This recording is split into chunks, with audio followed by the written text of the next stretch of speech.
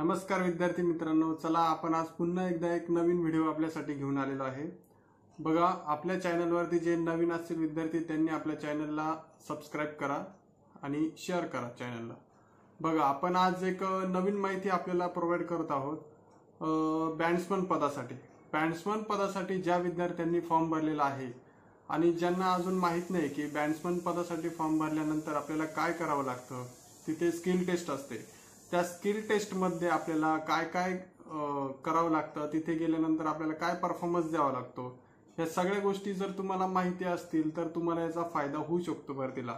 पण तुम्हाला जर ह्या गोष्टी माहीतच नसतील तर नक्कीच तुम्ही या भरतीमध्ये फेल होण्याचे चान्सेस जास्त असतील, कारण ही भरती खूप टफ होणार आहे। कारण एका जागेसाठी आपण एकच फॉर्म भरू शकतो। त्यामुळे यावेळेस विचार करून सगळ्या मुलांनी फॉर्म टाकलेला आहे।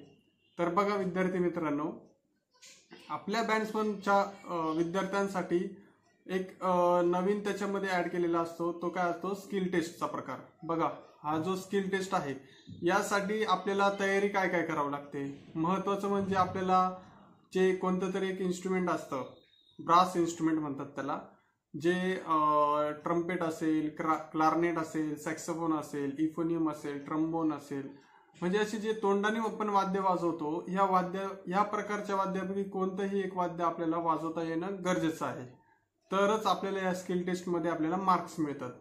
तर बघा, जरी तुम्हाला हे वाद्य वाजवता येत असतील तरीही हा व्हिडिओ तुमच्यासाठी आहेच।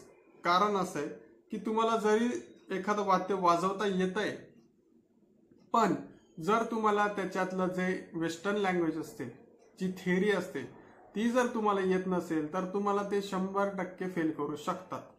कारण की वेस्टर्न म्युझिक येणं हे पोलीस बँडसाठी मस्ट आहे, म्हणजे हे तुम्हाला लागणारच आहे।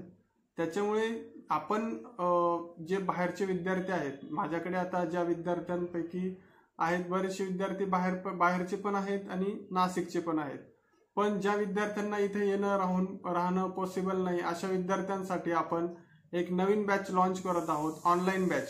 त्याच्यामध्ये आपण तुम्हाला थेअरीचे जे काही महत्त्वाचे पॉइंट्स किंवा महत्त्वाचे जे काही सब्जेक्ट आहे ते आपण कव्हर करणार आहोत। तर त्यामध्ये आपण जी थिअरी आहे ती पूर्णपणे कव्हर करणार आहोत।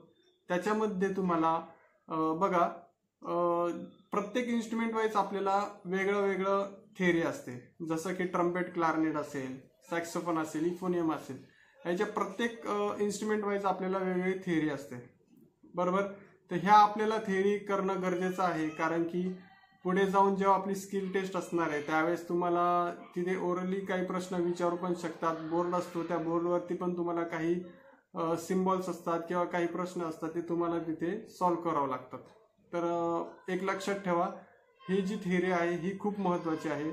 मागील जी भरती झाली त्या भरतीमध्ये बरेचसे मुलं असे आहेत की त्यांना वाजवता येणं हे खूप चांगल्या प्रकारे येतं, पण त्यांना थिअरी येत नसल्यामुळे त्यांना बाहेर निघावं लागलं।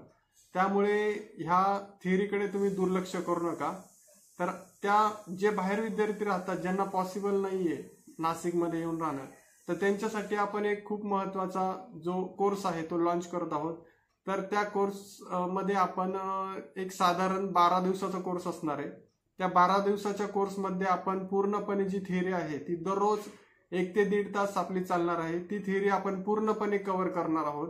त्याच्यामध्ये तुम्हाला जर वाटलं आपल्याला की अजून वेळ आहे आपल्याकडे भरतीसाठी, तर त्या 12 दिवसाचे आपण 15 दिवस 20 दिवस पूर्ण करू शकतो, म्हणजे आपण रिपीट घेऊ शकतो, जेणेकरून आपल्याला आपल्या डोक्यात व्यवस्थित घुसेल।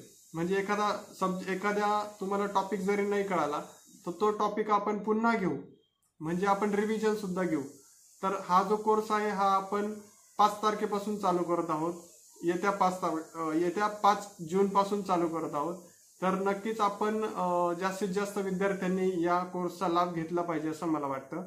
तर बघा, ही सुवर्ण संधी आहे, शेवटची संधी समजून आपण हा कोर्स करायला हवा। आणि यामध्ये तुम्हाला बऱ्याचशा काही अशा गोष्टी आहेत की त्या तुम्हाला समजून दिल्या जातील तुमच्या इन्स्ट्रुमेंट वाईज, ओके। तर ज्या विद्यार्थ्यांना हा कोर्स जॉईन करायचा असेल तर अशाच विद्यार्थ्यांनी मला खालील दिलेल्या व्हॉट्सअप नंबरवरती मला मेसेज करा, किंवा ज्या विद्यार्थ्यांना फोन करायचा असेल त्यांनी मला त्याच नंबरवरती, खालील दिलेल्या नंबरवरती कॉल करू शकतात, ओके। अजून यात तुम्हाला काही माहिती हवी असेल तर तुम्ही मला कमेंट करा, त्यावरती आपण व्हिडिओ बनवू नक्की. ओके, चला बाय.